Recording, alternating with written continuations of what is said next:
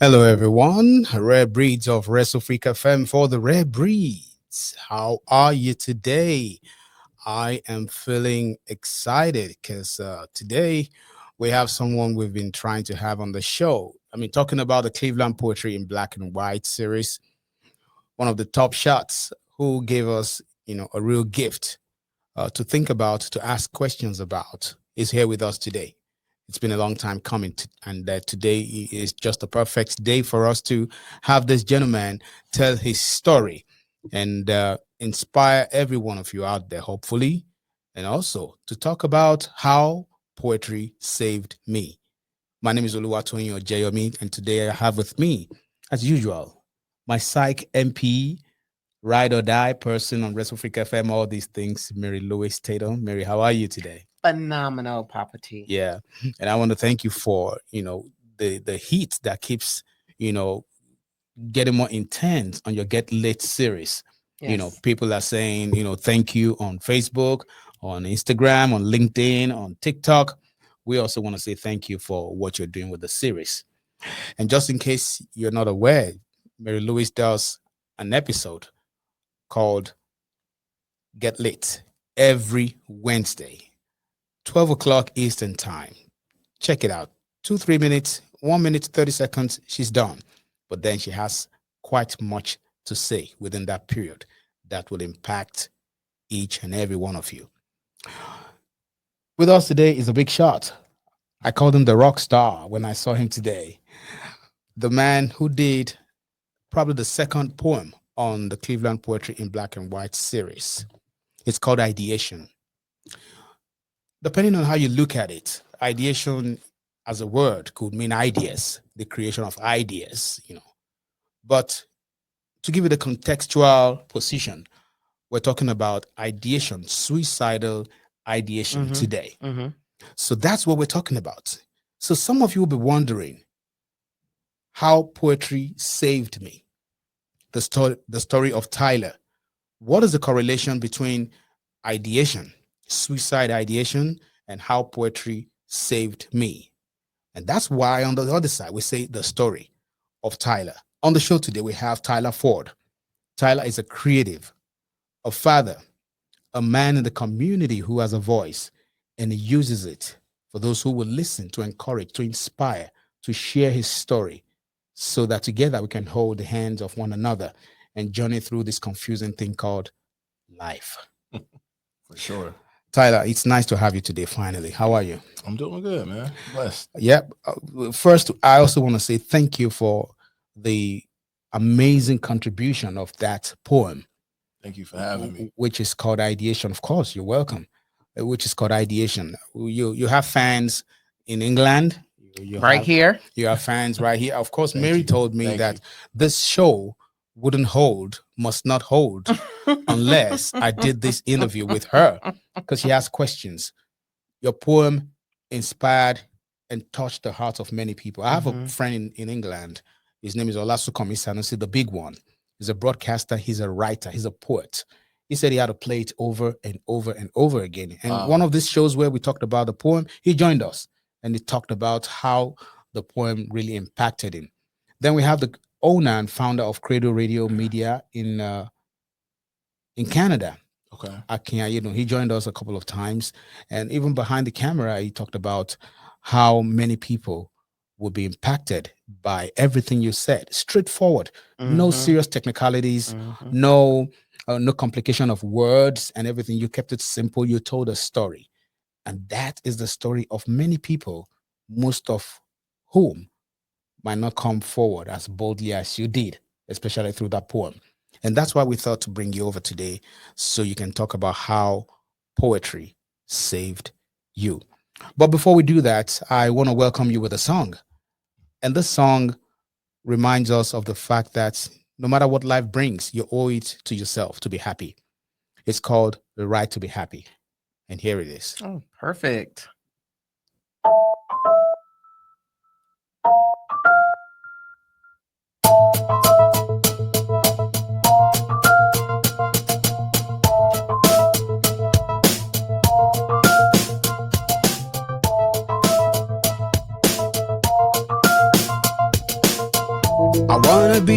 to be me,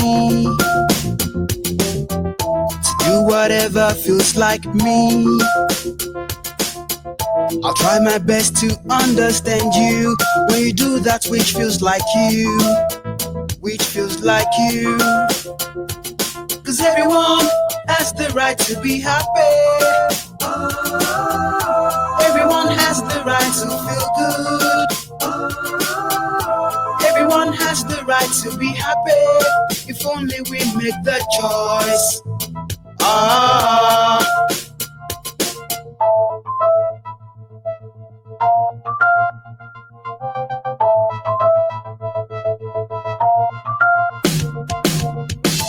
Life is too short not to be real.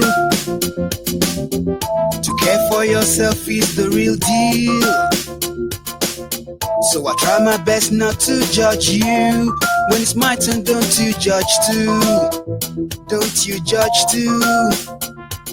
Cause everyone has the right to be happy. Everyone has the right to feel good. Everyone has the right to be happy. If only we make the choice.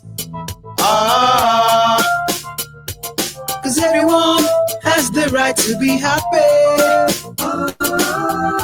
Everyone has the right to feel good. Everyone has the right to be happy. If only we make the choice. Welcome back. Yes, that song should sound as a preparation or a groundwork for the conversation we're having today, because ultimately we're going to end up saying everyone has the right to be happy For sure. if only they make their choice. And of course, everyone has a right to stay alive if only they make the choice.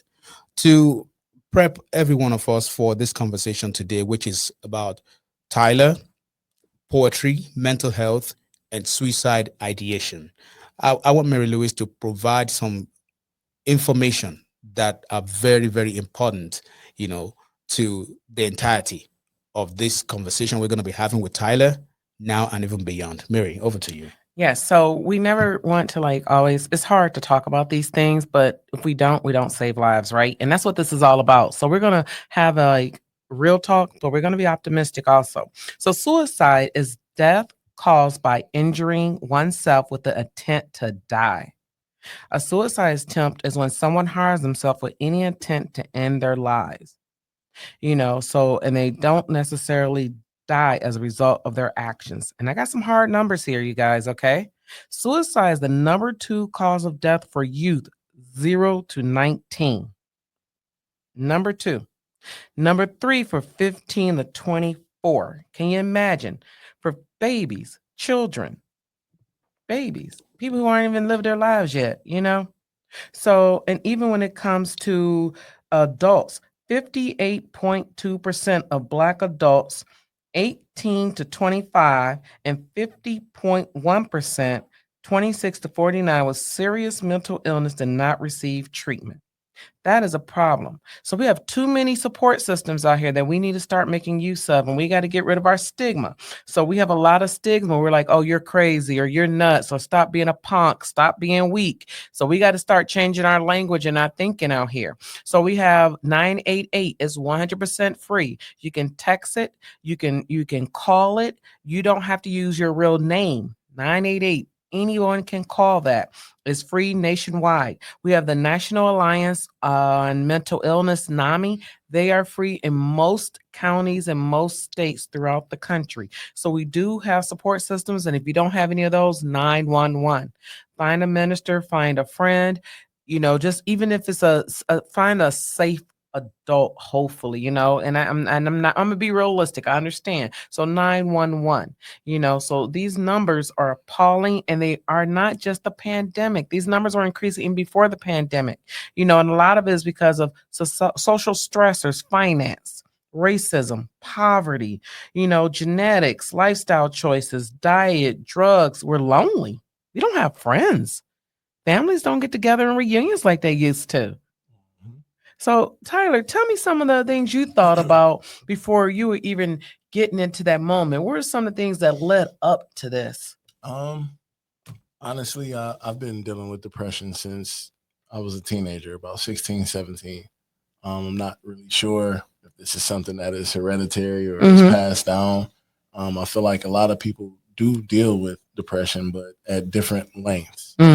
So as I got older, getting to the point where I actually wrote that piece last June, there was a lot going on. Like, as far as my marriage, we were in a separated state, away from my children, not really seeing them as much as I wanted to. I wasn't happy with my living arrangement.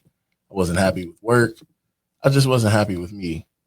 So things that were going on with me, it felt like I was a prisoner to myself, to my emotions. And it was hard to shake those feelings.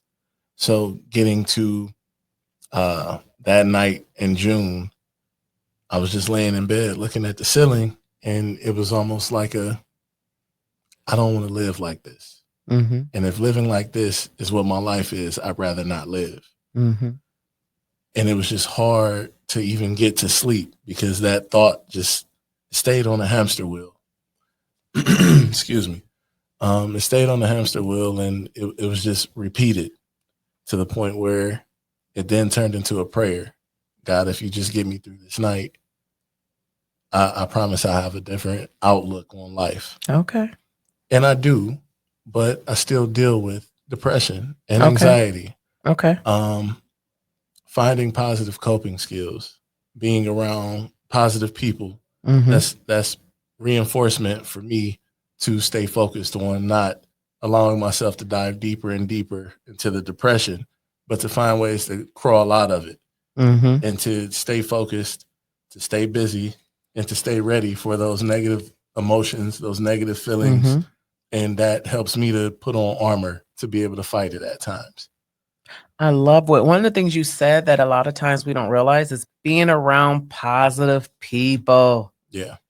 That setting those boundaries. I don't think we realize how hard that is because people loves misery. Oh, it's tough because even being in that deep mental state, it's hard to bring yourself to be around those positive people. They're calling and they're, come on, you need to get out, get some air. But that depression is laying on you. And it's like, no, I don't really want to do nothing today. So I've surrounded myself with people who, okay, you don't want to get up, we coming to you.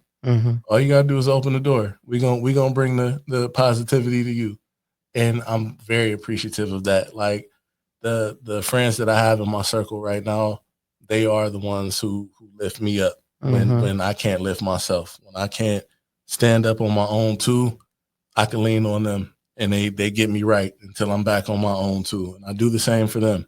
Okay. So that's definitely very important to have those positive people in your life. Now, you talked about whether it's hereditary or something you don't know.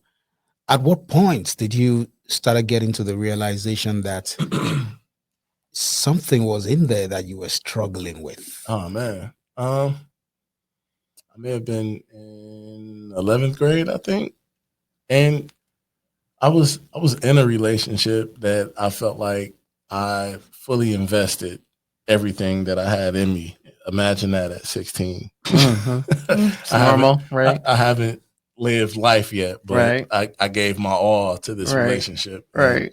And it didn't work out. Nothing that I did seemed to be what I needed it to be. And it just put me in, I was a downer. Wasn't fun to be around. I didn't want to be around anybody. And that's when I started writing. Like that birthed the poet. I had a notebook full of poetry about my quote unquote heartache, my heartbreak, my pain. And I think my mom found one of my notebooks and she's like, where'd all this come from? Like, she didn't know.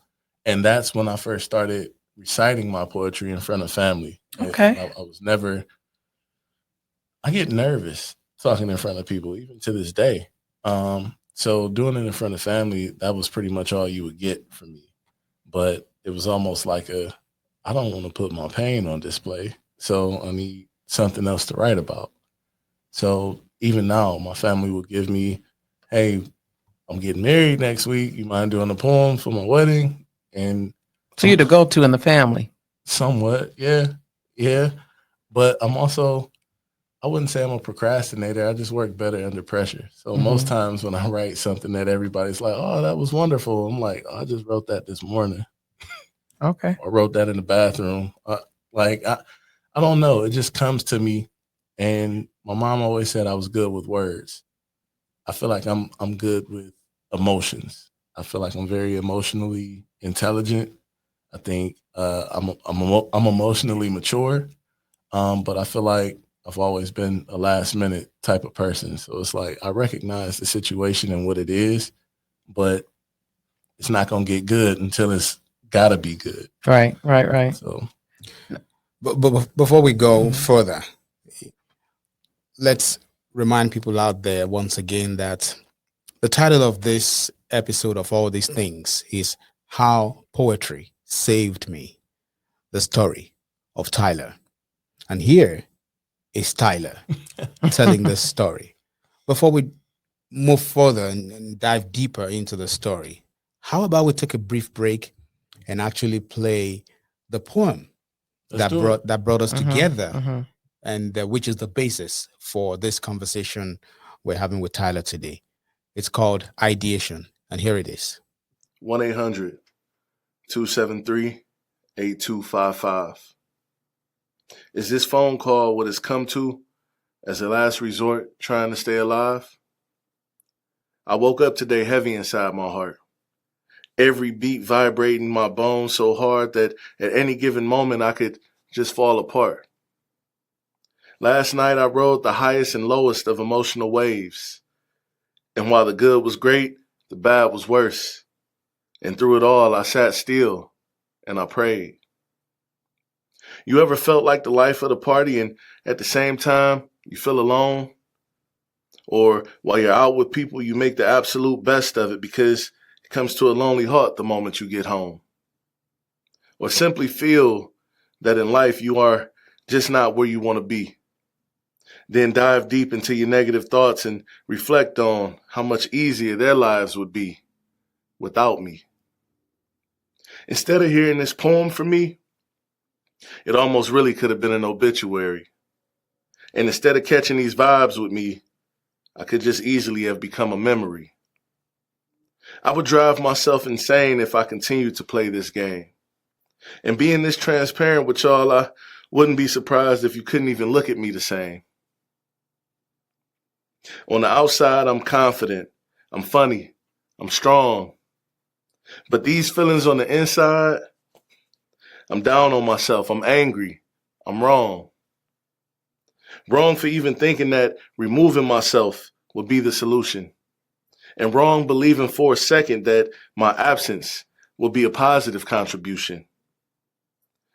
I'm healing, working through things and bettering me. And I called that number to notify them that I killed that old version because this new one got plenty to see. Poem.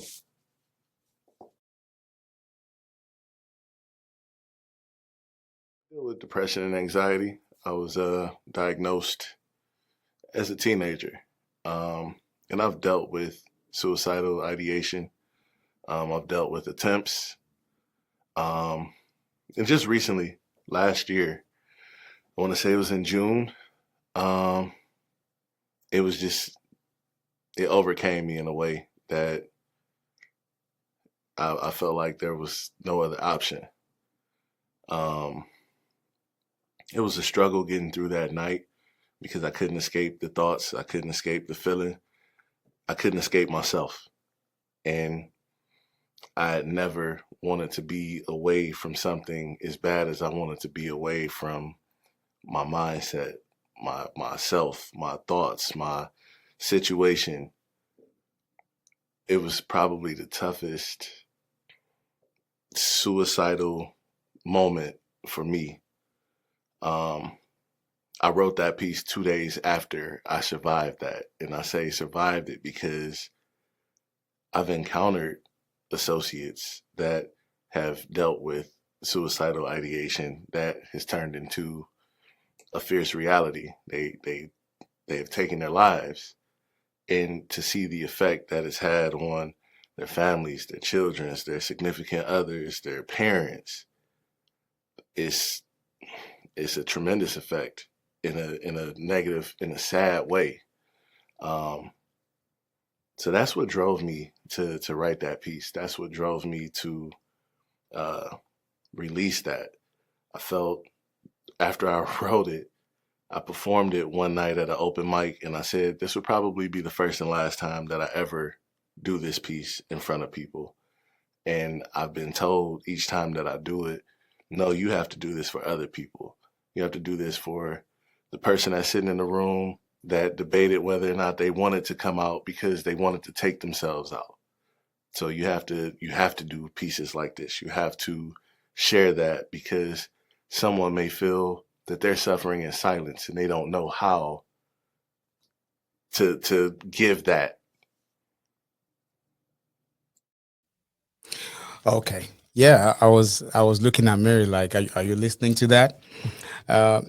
This poem is one that, if you dare listen to it once, it leaves something inside of you that makes you want to go back to it. You want to digest every line. You ultimately end up almost feeling the person who did the poem. And in my opinion, it's probably because the poem tells the story of so many people. Mhm. Some who have spoken out, some who refuse to speak out for fear of being stigmatized or something, or not finding the support, and some who don't even know the meaning of what they're going through. Mhm. So, in either of these cases, the poem Ideation by Tyler speaks to a lot of people in different, contexts and positions. Mary, you want to say something? I think, unfortunately, the evidence is there that more don't speak out than speak out. I mean, the evidence is that we find people who have passed by taking their lives all the time in Northeast Ohio. This is so men, they don't even talk about the women. We only talk about the men because the men are more aggressive with it, with the guns and stuff like that. We don't talk about the people who do it passively by putting themselves in violent situations, who want to let others do it. That's still death by suicide. Yeah. They're instead of, because they're scared to do it themselves, so they put themselves in dangerous situations to let others take their lives. That's still a death call. People don't talk about that. Or the women who, like, I'm tired of being abused. I'm exhausted. I have no way out, and they may do it like more like with drugs or something, because they don't have a home. Maybe they aged out of foster care. They don't have a parent and they're tired of being abused on the street, and they find, like, you know what, I'm just done. And they may jump off that bridge, or, a lot of times it's drugs is what it is, because it's like the least, I guess, scariest way, maybe, I don't know. But it's just, and I'm gonna let Tyler, because I see him shaking his head over there, but it's surprising how I think it's happening so much that the newspapers get tired of it and don't talk about it. But it's too many people out here who are just done and exhausted, and we just don't hear about it anymore. Yes, Tyler. So, someone told me about the process of what she experienced in our own situation. She said it was just like a voice that was chasing her around the room, that kept telling her, just do it. After all, if you don't do it, what is there for you? What is left for you? There's nothing.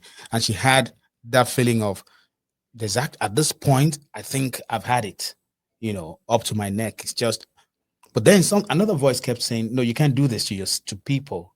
And then she started thinking about this, and she started praying, like you said.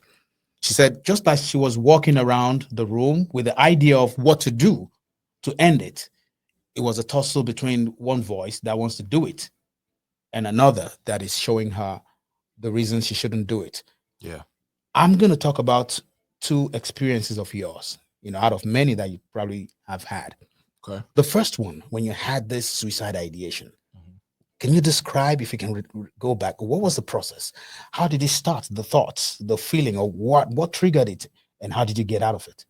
So I was living in a relative's house. I was on the 3rd floor. The bathroom was halfway working, so I had sink water, but couldn't flush the toilet or shower up there. I had to go downstairs to do it. So that was a hassle in itself. I was on an air mattress, and my TV sat on a chair. That was my TV stand. Just sitting there in the heat. And I know you guys remember last summer was just as hot as this summer. It was miserable. It was go to work, come back to this, and this is it. Go to sleep, wake up, do it again. And things weren't going well for me. My car was barely running. Barely had food, barely had money in my pocket, but I was working a job and just barely getting by. I was sitting there that night. I couldn't even find anything to watch on TV to distract me from me. I was so sad. I was miserable to the point where I felt like I was in physical pain. That's how mental it was. The process of that, I wanted to take pills. One thing that Mary said, that men, when they do it, they're violent. It's in a strong way, but nobody talks about how men suffer in silence. Anytime that I was at work or outside before going back to where I was living, I put a face on. I'm always smiling. Hey, y'all, what's up? What's going on? I'm hosting different events. I'm performing poetry that's not as sad and serious as ideation. And when I get home and I take that mask off, it's complete opposite. Like I said in the poem, you ever feel like the life of the party, and then when you get home, it's miserable. So the process of that, I definitely wanted to take a whole bottle of pills. In hopes that it would be a very long while before someone even came up to that 3rd floor and found me. I wanted to go peaceably. I didn't want to create a scene or rile anybody up, or, you hear a lot of people that folks say that they're begging for attention when they tell people, I just want to kill myself. Sometimes it's a cry for help, but you have to watch the people who will never say anything about taking their life. Those are the ones who are suffering in silence, and they'll do it. You don't have to broadcast what you're feeling or show everybody what you're feeling to feel it.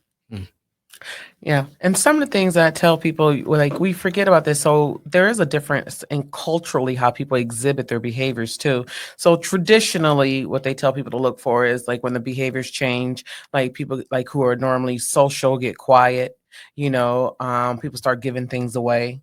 They kind of say their goodbyes to loved ones kind of in a different way. Those are some of the things you traditionally would look for. But sometimes in Black men specifically, they may behaviors change. Like they may become more aggressive, actually, or become sad, opposite of their normal behavior. So those are some of the things. Or feeling guilty, ashamed even, so those are some of the things you have to look for. And we ignore these behaviors. We're like, oh, they're just acting up, they're acting bad, they're acting out, depending on the age, especially. And we just, anytime somebody start exhibiting a behavior that's atypical, that's the time really to start looking. I don't care what it is. Yeah. Okay. If they're all of a sudden exuberant and happy and that's not their norm, start looking and seeing what's going on. They know something that you don't. Right. You know what I mean? I mean, just anytime. So anytime you see a behavior change in anybody in your life, being an adult or a child, start looking, so they are giving things away. Start looking and seeing what's going on, so, and people forget drugs are a longer way out, but it's still a way out. Yeah. It is a slow, to me, it's a slower way of suicide, of death by suicide is what I think it is. Oh, for sure. You said in the poem that you wrote the piece after you survived a suicide ideation. What do you mean? I feel like that was a survival moment. I got through that night. I feel like with anything, if you tell yourself something over and over and over, you believe it. I continuously told myself in my mind that I was worthless, that I wouldn't be missed, that everyone would be better off without me. Continuing that on a loop and getting through that night, that's a survival. Because if I started to really believe all of those things, I wouldn't have made it to the next day. Is there or was there any difference or similarity between the process in your first experience and the one that preceded you writing this poem, Ideation? Is there a difference? Like from my actual attempt? Like from the thought process? Yeah. Well, I was very young, my first attempt. So I didn't know life if it slapped me in the face. I wasn't even 20 yet. And my attempt was to hang myself. The second one, the one before Ideation? This was way before Ideation. Okay. And my best friend actually found me and helped me. Like, he got me up, asked me what was going on. I really felt like as a teenager, I couldn't talk to anybody about what I was going through, or it would be considered silly, or that's not even a serious matter. Why do you feel this way? Mm-hmm. So, yeah. You said your friend found you. Mm-hmm. How do you mean? He found you before you... He caught me in the act. He caught me in the How act. did he respond? We both cried. Okay. And he made it his point to just tell me that I was loved, that I was needed here, and that I was important, and I'm not done yet. And God obviously believes that because you're still here today. So the second one, the one before this I think poem. there's several ones though. Yeah. What he was trying to point out. Yeah. But he means the most recent one. Yes. So the one from last June. Yeah. There was no, June. Yeah, last summer. There was no attempt. It was just, I was just in my head, man. Mm-hmm. I was on that hamster wheel of negativity. Rumination. Downing myself and just having tunnel vision to all of the bad and not trying to see or accept the good, the positive. Any day above ground is a good day. Amen. Say that. And I couldn't see past the things that I felt were going so wrong in my life to realize, understand, and appreciate that. So that was much different than times before where there were attempts. And that's called perspective, really. That's just and that's one thing that therapy comes in. So, and I feel sad because I have a lot of patients when I'm like, because I do the drug management, right? Okay. Even though I'm trained to do therapy, I'm actually paid to do the medication management. But I tell patients, they're like, well, therapy was terrible. All we do is talk. I said, well, tell the therapist what you want. Tell them what your goals are. You're a boss too. Yeah. You're paying for this. So therapy should not just be about talking. It should actually be about making changes in your life. Yeah. Is what it's supposed to be about. I tell my therapist all the time, hey, I don't want to talk about that today. This is what I'm feeling. Yeah. And I need to know what tools I need. Yes, exactly. To not feel this way. Say that again. Yo, what? Tools. Your therapist. Oh, I tell my therapist. You got a therapist. I have a therapist. Did y'all hear that out there? This black man has a therapist. Hey, it is okay to have a therapist, people. Go to therapy. Yes.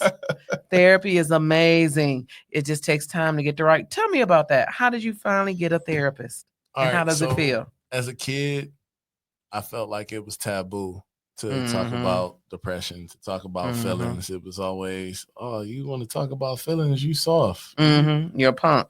Man, listen. Everyone has feelings. Man, woman, you can hurt a dog's feelings. Like, true though. Everyone has feelings, and we can't pretend that we don't or mask it, or else we'll implode. And imploding looks awful. I mean, we can't see it on the inside, but we can feel it. And that again, you feel that.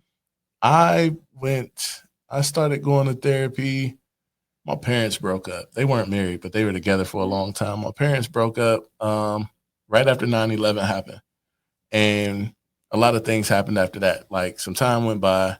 My dad got married. My mom had a boyfriend. I'm depressed. I'm in my feelings. Damn, you're young, but go ahead. Like I'm in my feelings. I don't like that. I want my parents to be together.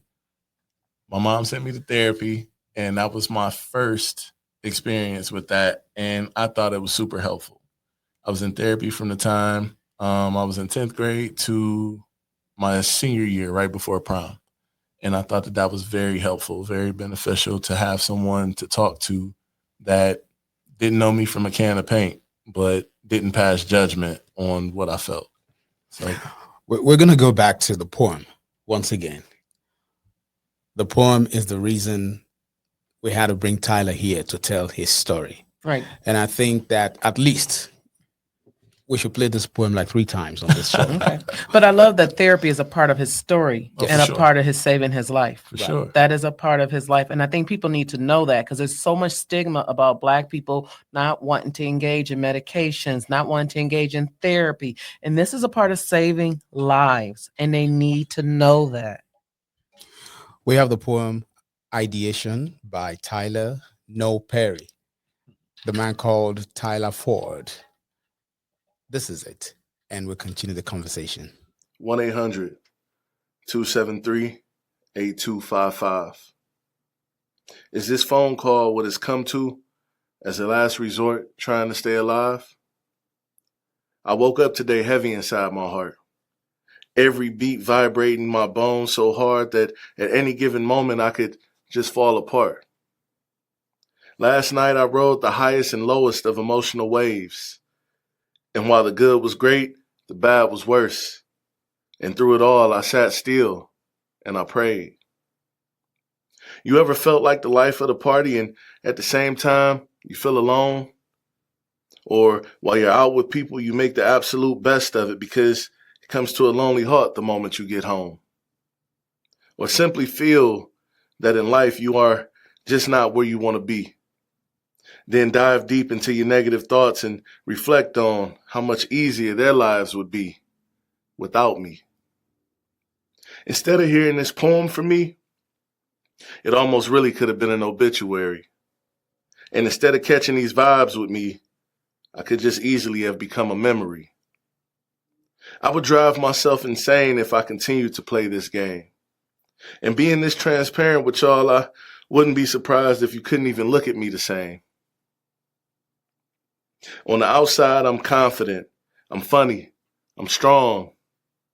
But these feelings on the inside, I'm down on myself, I'm angry, I'm wrong. Wrong for even thinking that removing myself would be the solution. And wrong believing for a second that my absence will be a positive contribution. I'm healing, working through things and bettering me. And I called that number to notify them that I killed that old version because this new one got plenty to see. Poem. That was Ideation once again, the poem put together by Tyler Ford, otherwise known as Tyler No Perry on Instagram. The topic today, once again, is how poetry saved me, the story of Tyler. Mary, as an expert, as someone who is exposed to this community or population of people going through this experience, what are some of the effective tools that you've discovered based on feedback, from people you've tried to help? You've used different tools, and they give you feedback. So looking at that, what are some of the well-known tools that have been effective? So one thing is it has to be affordable. That's one thing, is it right? Because I'm working in the inner city primarily, So definitely journaling, because you can use your phone, right? You can just use any piece of paper or a pen, pencil, whatever. So journaling. The other thing is you can get the $1.25 store or the Dollar Tree. You can get these adult coloring books, and people love those. I can't do that little teeny tiny stuff, but people love those pencils and that adult coloring book. They do that for hours, and they get into it, the intricacy of it. I think because it helps them just kind of zone out, is what it is, and forget the worries of the world. Some of the things you can also do that are totally free is just playing meditative type music. So it's like being mindful is what it is. All these things we're talking about is just being mindful is what it is. It comes down to that. So mindfulness came into like being a big deal, and it really is not a big deal. It's basically what our grandparents, great ancestors have been doing when they were drumming, dancing, rhythmic dancing, all that or making clothing, and they would get lost for hours, or exercising. That's just being mindful. When you go get lost in the water and swimming, if you go and not that I suggest Lake Erie people, I'm sorry, but going for a walk in the park if you live in that neighborhood where you can do that. If you don't, everybody has a phone. Right? Put your YouTube on, put some music on, just dance, be free. There's no one watching you, just be free. Just listening to a podcast of positivity, telling you learning you how to love yourself, saying, I am somebody, listen to Maya Angelou, saying, I am great. I am beautiful. I am beautiful inside and outside. Sometimes we just learn how to say that. We didn't learn how to look in the mirror and learn how to look at ourselves. Right. And just like Tyler said, which is not even cliche, but it's a permanent truth.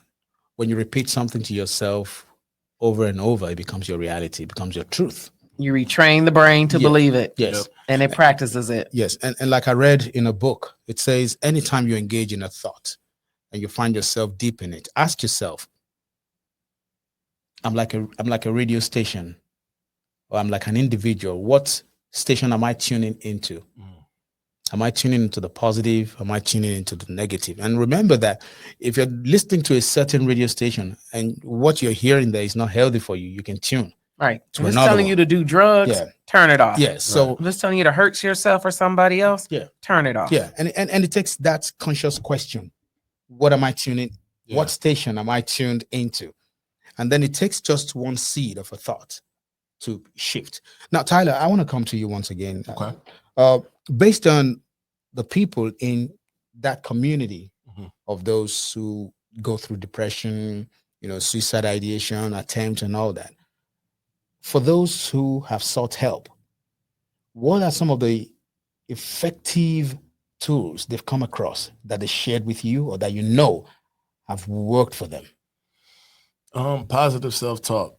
That's something that I'm still working on. That's something that I've heard a lot of people say that works for them, and I haven't made it to that. I haven't fully subscribed to that yet.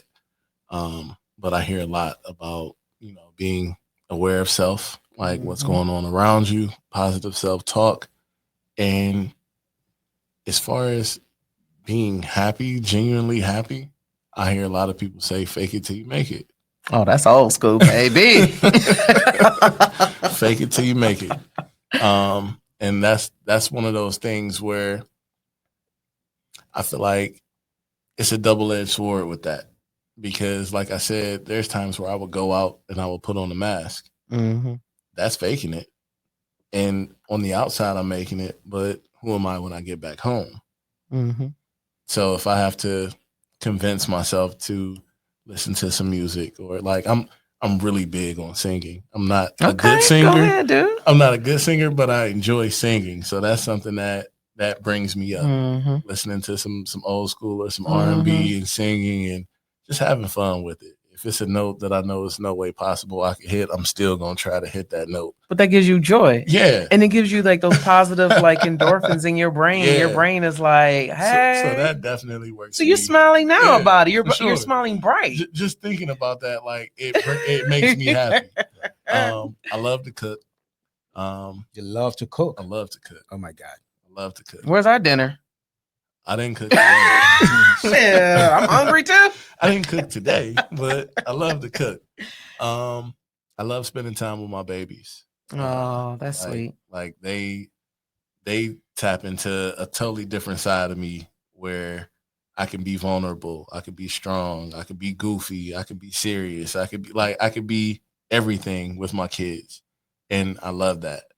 But yeah, as far as the community, positive self-talk, self-awareness, fake it till you make it. And I'd say be careful with fake it till you make it. Like really perfect that craft Okay. and don't half do it. Right. And I want to give an example actually. So I have an elderly patient, black female. She she cracks me up. So I've had her for a few years, right, as a patient. And she was the person out here doing everything for everybody. So first I had to we had to teach her how to set boundaries. One, she did go to therapy, but she still wasn't setting boundaries. So I had to kind of get a little firm with her for setting boundaries, you know. So she finally started setting boundaries. Then I was begging her. So my facility does have line dancing classes. She was lonely. That's why Okay. she wasn't setting boundaries, because she was doing everything for everybody because she was Yeah. lonely. So I was like, come, you'll have fun. It took me, oh my God, begging her for like 6 months to get her to come. Guess what? Now she's like, I had such a good time. I celebrated my birthday the other day. I mean, she has her face like lights Yes. up. The socialization with these other people is huge. So sometimes just socializing with your peers is like bringing happiness. And that's all she needed. Was she needed people who didn't need to lean on her, but people who were like giving her joy and positive pleasure. And that she's hearing positive music, she's dancing, she's socializing, they love on her. She don't know, these are strangers. For an hour and a half, they love on her every Tuesday at Stephanie Tubbs, and they celebrate birthdays once a month, and she's like ecstatic, and that's all she needed. Now she looks for it every month, and she's happy. That's major. That's major. You said in the poem that after the poem, you said this is probably the first and last time you'd perform it. Then, why did you choose it for this project? I chose it for this project because of the advice that I got after saying it would be the first and last time, that this is a message that needs to be heard, a message that people need. And after writing it, of course, I wrote it because of my own situation, but this was for many more people than just myself. Once I wrote it and performed it, it's no longer mine. It belongs to everyone else who may be in need of that message. At the end of the piece, I said that I called that number to let them know that I killed the old version of myself. That's that encouragement that many people need to hear so that they don't get stuck on the hamster wheel of negativity. But let me ask you now, how are you doing? I have my days still. Overall, I'm doing pretty good. I'm still seeing my therapist, still working through things, whether it's trauma, childhood trauma, or what happened yesterday or last week. Life is going life. Compared to the past, how do you see the future? Compared to the past, how do you see the future? Man, I see bright things for the future. I'm actually looking to start working on a book. Oh, wow. Congrats. It'll be a poetry book. One by myself and another with 3 of my partners that we've been talking. So we got some things up our sleeve. Beautiful.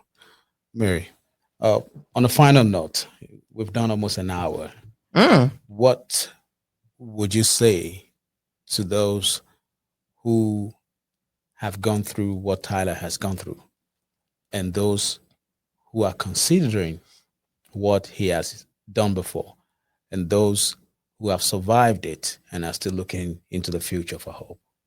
That's a lot this man just said. So we're not going to be able to answer all of that in the last second or two. You can summarize, yeah? Okay. But basically, the pain is real. Number one, pain is real. And I'm not going to promise we're going to take away all of your pain, because I don't want to ever lie to anyone. However, I'm going to say, come and see people like myself. You can go to any facility in your community, wherever it is. I don't care where it is. We have urgent care facilities. We have emergency departments. You have anywhere, police stations, please, fire stations. There are better trainings out here now for some of them to know to take you to the emergency departments. You have 988, please, NAMI, the Adams Board. They're in a lot of the different communities throughout the country. Please call for assistance. Behavioral health is being recognized throughout the world as an issue now. It's no longer even the supposedly developing nations, as we call them, it's being recognized there as an issue also. And connect with people. Loneliness is also a contributor, we're learning, to people wanting to take their lives, just being alone and not connected to human beings. So find that, church, I don't care what you believe in, religion or spirituality. Just learn to connect with people. Volunteer then. If you don't want to do a church, volunteer. Volunteer with people who are in the hospitals, volunteer with children. So connect with individuals and learn to have a different perspective. You heard Tyler over here talking about looking at things differently. So learn to have a different perspective, learn how to develop coping mechanisms, and whatever gives you joy, develop that. 988 NAMI Analyst Board. Reach out to us. Okay. We got you. Thank you. So, Tyler, on a personal note, I'd like to say my personal observation. Okay. And I think this is what I need to mirror to you, and it's personal. Okay.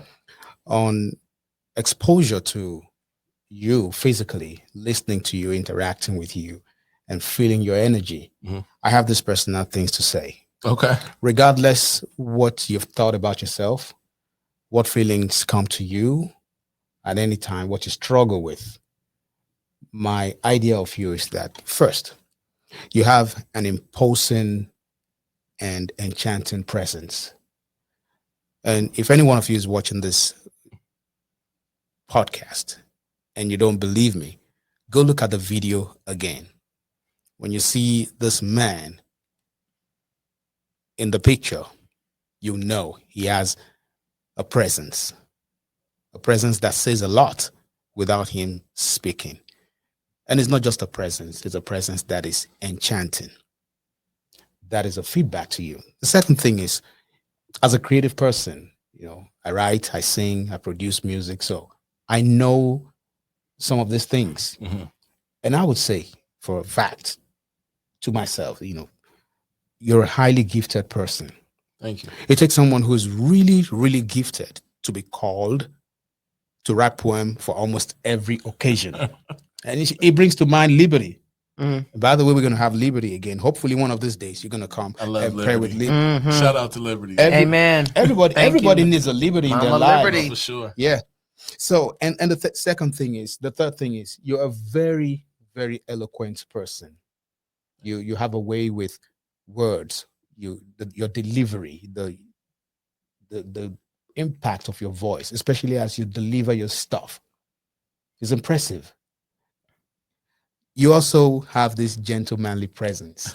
No, he's very gentle, like a gentle giant. You're God-fearing. For sure. Listening to what you've done, interacting with you, you are God-fearing. And when you are God-fearing, it means you have a relationship with him. And what else do you need when you have God? Then above all, I believe that with all these things and your experience, you remain a blessing to the world.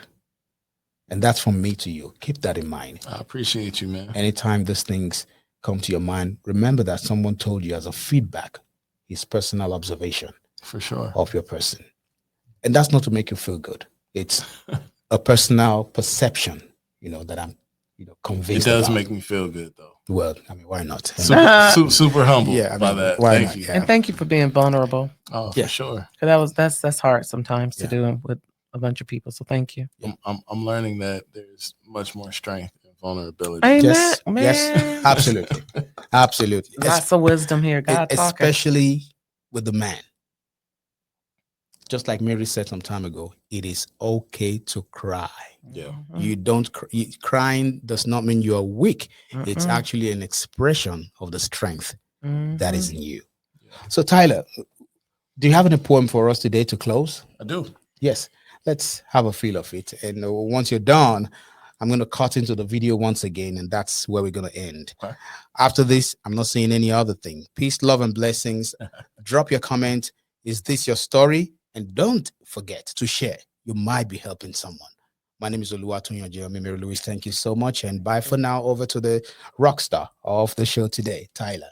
So this piece doesn't have a title, as I wrote this last week, and it's about therapy.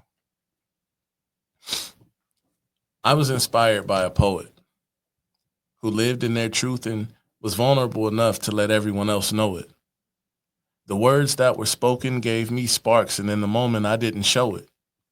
But this piece that I'm sharing comes from those seeds, and this is my attempt to grow it. I've lied to myself in the form of many therapy sessions. paying good money just to withhold my thoughts and feelings, my deepest confessions, avoiding the truths that I've learned from a selection of life lessons, and only highlighting the good and positives of what I felt were small victories and heaven-sent blessings. But the shadows, ironically enough, sheds light on it all and everything it knows, provides for me a bucket in front of me to catch these tears as my hidden emotions flow, because this is where I feel safest, leaving everyone else in the dark to allow my true self to show. I finally took the mask off and revealed to my therapist that I was done playing puppet master because, let's face it, I'm lacking when it comes to being a ventriloquist. The time is now that I wake up and accept being a realist. To better myself, I have to do things differently and kill this. Kill. Old habits is hard to swallow pills. Familiar patterns that leave me in my feels. Negative self-image for my joy that it steals. And to birth these amazing layers underneath life's onion peels. This is deeper than taking advice from those Instagram reels. Real life scrolling through mental and physical episodes. Internalizing leads to one or the other that everyone else knows. Either you explode and everything projects onto them, or you fall on the grenade, which is you, while you implode. Boom. For a while now, I've chosen the grenade when I enter my therapist's room, putting on a smile and saying convincingly, I'm doing okay, knowing good and well my mind and body are filled with gloom, and dreading the fact that I'm holding up this facade this whole time. When we conclude, I say, wow, so soon? With this mask off and facing emotions so bare, I've realized that lying to my therapist for so long was detrimental to me, and to do it again, I wouldn't dare. Poem. 1-800-273-8255. Is this phone call what it's come to as a last resort, trying to stay alive? I woke up today heavy inside my heart. Every beat vibrating my bones so hard that at any given moment I could just fall apart. Last night I rode the highest and lowest of emotional waves. And while the good was great, the bad was worse. And through it all, I sat still and I prayed. You ever felt like the life of the party and at the same time you feel alone? Or while you're out with people, you make the absolute best of it because it comes to a lonely halt the moment you get home. Or simply feel that in life you are just not where you want to be. Then dive deep into your negative thoughts and reflect on how much easier their lives would be without me. Instead of hearing this poem from me, it almost really could have been an obituary. And instead of catching these vibes with me, I could just easily have become a memory.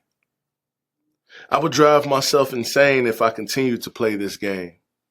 And being this transparent with y'all, I wouldn't be surprised if you couldn't even look at me the same. On the outside, I'm confident, I'm funny, I'm strong. But these feelings on the inside, I'm down on myself, I'm angry, I'm wrong. Wrong for even thinking that removing myself would be the solution. And wrong believing for a second that my absence will be a positive contribution. I'm healing, working through things and bettering me. And I called that number to notify them that I killed that old version because this new one got plenty to see. Poem.